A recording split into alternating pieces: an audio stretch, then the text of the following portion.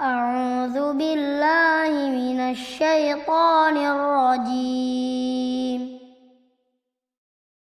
بسم الله الرحمن الرحيم.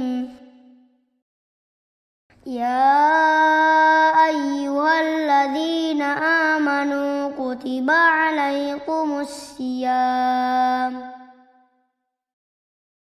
كما كتب على الذين من قبلكم لعلكم تتقون.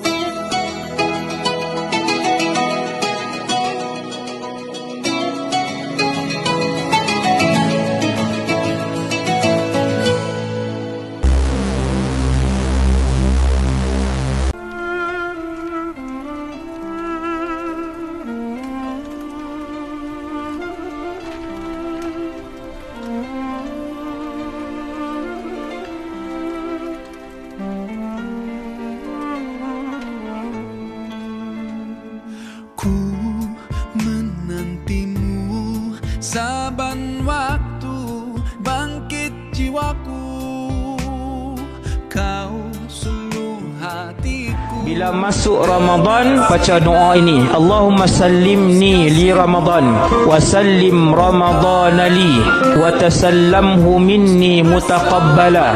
Yahya bin Abi Kathir ni pakar hadis pada zaman itu.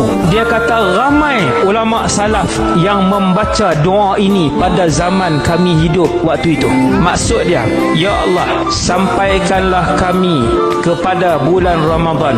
Terimalah amalan-amalan dan perkenankanlah amalan-amalan kami dalam bulan Ramadan. Bagus doa ni untuk kita ulang, dapat keberkatan untuk membanyakkan ibadat dalam bulan Ramadan. Apa fadilat doa ni? Supaya Allah terima ibadat dalam bulan Ramadan kita yang kita buat, banyak yang kita pulun tu, untuk Allah terima.